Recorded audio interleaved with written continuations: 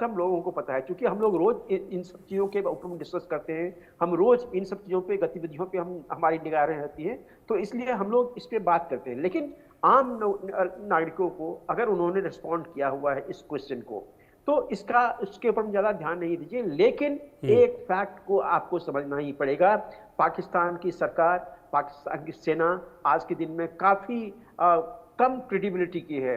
हम्म। सेना तो बहुत क्रेडिबिलिटी खो चुकी है। जब से वो कोर कमांडर के घर में हमला हुआ था, उसके घर को तहस-नहस कर दिया गया था इमरान खान के प्रदर्शन के दौरान में, तभी से सेना जो है वो बैकफुट पे है। सेना के अगेंस्ट में इमरान खान भी बयान देते हैं और भी लोग बयान देते हैं, जो पहले नहीं होता था। हम्म। मतलब सेना आज के दिन में वीक है। अगर सेना वीक है तो कोई बहुत बड़ा कदम वो लेने से हिचकिचाएगी, लेकिन शहबाज शरीफ भी उतने ही वीक हैं। हम्म। तो इसीलिए पाकिस्तान की जो स्टेट है काफी फ्लूइड है। और भारत के लिए खतरा ये है कि ये जो अनस्टेबल गवर्नमेंट होती है आपके नेबरहुड में, ये बड़ी खतरनाक होती है। और वो भी खास करके पाकिस्तान, जहां पे कि उसके अपने 43 जिहादी ऑर्गेनाइजेशन हैं जो भारत के खिलाफ में मुहिम छेड़े हुए हैं। हम्म। तो हम्म। हमें थोड़ा सा सावधान रहना पड़ेगा। लेकिन आपकी जो खबर है वो बिल्कुल दुरुस्त है, वहां के हाल सब कुछ ठीक ठाक नहीं है। हम्म। ठीक है, मैं मुजफ्फर अली चौधरी साहब के पास चल रहा हूं। मुजफ्फर साहब, ये किस असफलता की बात कर रहे हैं जनरल मुनीर? अस्तित्व पर संकट जैसी बातें वो कह रहे हैं। जी, उन्होंने जो स्टेटमेंट दी है उनका हम्म। ये कहना था कि हम्म। पाकिस्तान को एक हार्ड स्टेट बनाना होगा। हम्म। यानी उनके कहने का मतलब ये था कि अभी तक जो हमारी जो पॉलिसीज थी टीटीपी को लेकर या बीएलए को लेकर या उनके जो सहूलतकार थे उनको लेकर, उसमें कुछ तब्दीली अब देखने को आएगी। और जो मुझे ये लग रहा है कि अब ये जो है वो उन्होंने जिस तरीके से बात की कि कब तक हम सॉफ्ट स्टेट के तर्ज पर अपनी जानों को कुर्बानी देते रहेंगे। और कोई एजेंडा वो कह रहे हैं कि मुल्क की सलामती से बढ़कर नहीं है, कोई शख्सियत बड़ी नहीं है, कोई लोग बड़े नहीं हैं। और मुझे ये लग रहा है कि आने वाले दिनों में एक बहुत बड़ा ऑपरेशन, अभी खैबर पख्तूनख्वा के अंदर तो ऑपरेशन स्टार्ट हो चुका है अलबदर के नाम से, लेकिन वहां तो बलूचिस्तान के सरकार अंदर से भी। ऊपर सेना है ना, तो फिर सरकार को कहने का क्या मतलब है? सारे फैसले तो कौन लेता है, सबको पता है।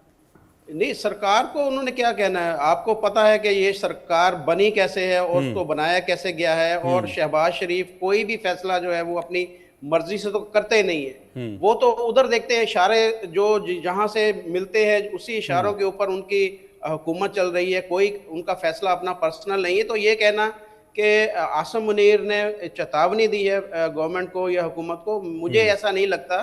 उनके जो कहने का मकसद यही था कि वो एक तो उन्होंने जो है उलमाए कराम जो आलिम दीन है बड़े, उनको ये बोला है कि आप कुछ फतवे जारी करें। जैसे टीटीपी के लोग बार बार मसाजिद के ऊपर अटैक कर रहे हैं और नमाजियों को मार रहे हैं, या जिस तरह बड़े बड़े आलिम दीन को उन्होंने मारा है, तो उसके ऊपर वो रिएक्शन तो फिर पाकिस्तान तो के अंदर फिर हमें तो देखने को नहीं मिला। फिर तो ये ए के मिश्रा साहब, फिर तो ये डायरेक्टली आसिम मुनीर के का फेलियर है ना।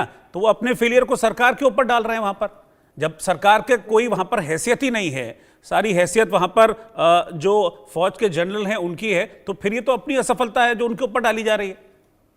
ये तब भी केवल टकराव है। मुनीर की असफलता नहीं है, ये एक आइडियोलॉजी की असफलता है। अब कुछ जरा स्ट्रेटेजिक एनालिसिस सुनिए। पाकिस्तान में किसी भी तरीके का खतरा हो, पाकिस्तान ने पाकिस्तान को बचाने के लिए, बाहरी और अंदरूनी खतरों से बचाने के लिए एटम बम का इजाद किया। और एटम बम का फ्यूज उनके पास नहीं है, इसलिए उसका कोई यूज नहीं है। फ्यूज तो अमेरिका या कहीं और पड़ा हुआ है। अब है क्या, पाकिस्तान में आए दिन दो ही ब्रह्मास्त्र है उनके पास। असल में दो एटम बम है पाकिस्तान को बचाने के। मुल्क खतरे में है और इस्लाम खतरे में है। और आए दिन हर 2 महीने, 4 महीने, 6 महीने, साल भर, 2 साल के बाद ये एटम बम वो यूज करते हैं। मुल्क खतरे में है और इस्लाम खतरे में है। Same is the condition. अब यहाँ पे जो सेना अध्यक्ष ने ये अपना स्टेटमेंट दिया, उनसे एक चीज और पूछ लिया जाए, जी पाकिस्तान खतरे में है तो पाकिस्तान क्यों खतरे में है? भाई इंडिया तो कुछ कर नहीं रहा है, हम अटैक कर नहीं रहे हैं, हमारा आपसे वार हो नहीं रहा है, तो पाकिस्तान को खतरा किससे है बताएं? ईरान से है, अफगानिस्तान से है, भारत से है? शायद इस चीज का जवाब कोई भी सेना प्रमुख, पाकिस्तान का कोई भी सैनिक या अवाम या फिर पत्रकार वगैरह नहीं दे पाएंगे। क्योंकि वो किस मुंह से बोलेंगे जी हमें खतरा बलूचिस्तान। ये भी बात की है। अच्छा, उन्होंने तीसरी सबसे इंपॉर्टेंट चीज ये भी बात की है कि पाकिस्तान के ऊपर जितने भी अटैक्स हो रहे हैं, अरे आप बीच में क्यों बोल रहे हैं सर? मैंने नहीं बोला, थोड़ा धीरज रखिए, वक्फा होगा उसके बाद आप बोलिएगा। तीसरी सबसे इंपॉर्टेंट चीज ये है कि पाकिस्तान की सेना जो सारी चीजें कंट्रोल करती है, इंटरनल एक्सटर्नल अफेयर, पाकिस्तान की आवाम नारे लगा रही है, ये जो दहशतगर्दी है उसके पीछे वर्दी है। तो क्या ये माना जाए कि सारा का पाकिस्तान की सेना, आसिफ मुनीर ही पाकिस्तान के लिए सबसे बड़े खतरे बन गए? जनरल जियाउल हक और भुट्टो साहब का रिलेशन देख लीजिए। ऐसा कौन सा समय था जब सिंक यानी सिंक बिटवीन पाकिस्तान आर्मी, अवाम और वहां के लीडरान जितने हैं उनके बीच कभी सामंजस्य तो हुआ ही नहीं। आप मुझे इतिहास में एक उदाहरण बताइए, सत्ता पलट होते रहे, कभी ये कभी वो कभी ऐसे। इमरान खान का लेटेस्ट देखिए, इमरान खान और सेना का क्या रिलेशन चल रहा है। तो ये नेवर एंडिंग गेम है।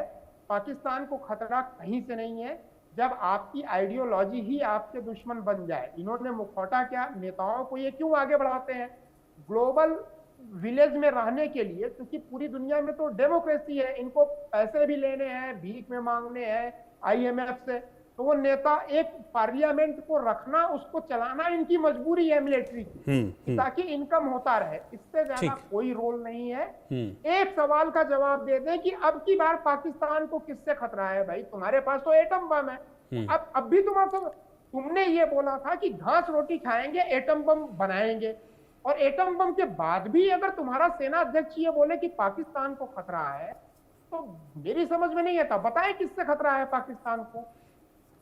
ठीक है, वो उसका जवाब मैं लेता हूं। मैं 2 सवाल और लेता हूं, फिर उसके बाद वापस आप लोगों के पास आता हूं। सवाल था कि क्या पाकिस्तान में शहबाज शरीफ सरकार के सैन्य तख्ता पलट का वक्त आ गया है? 76% लोगों ने कहा हाँ, 20% लोगों ने कहा कि नहीं, ऐसा कुछ नहीं है, 4% लोगों ने इस पर कोई भी रिएक्ट नहीं किया। आखिरी सवाल, पाकिस्तानी सेना के 2500 सैनिकों के सेना छोड़ने की खबर है, क्या यह आतंक के डर के चलते हुआ है? 77% लोगों ने हाँ में जवाब दिया, 14% लोगों ने कहा नहीं, और 9% लोगों ने इस पर कोई भी रिएक्ट नहीं किया। मैं वापस VN झा सर आपके पास आ रहा हूं। आपने भी लंबा वक्त सर डिफेंस में गुजारा है, क्या कभी ऐसा सुनने में आया कि 2500 सैनिक एक साथ सेना छोड़ गए? और छोड़ा भी तो मतलब क्या रीजन आपको दिखता है? क्या ये डर है? ऐसा सेना में ऐसा होता ही नहीं कि कोई छोड़ के ऐसे चला जाए। ना कोई ऐसे अपने मन से सेना में आ सकता है और ना सेना को छोड़ सकता है। ये जो भगोड़ापन जो है, इसके जो बहुत बुरे इम्प्लीकेशंस होते हैं सेना में, और उसके पनिशमेंट बहुत कठोर होते हैं।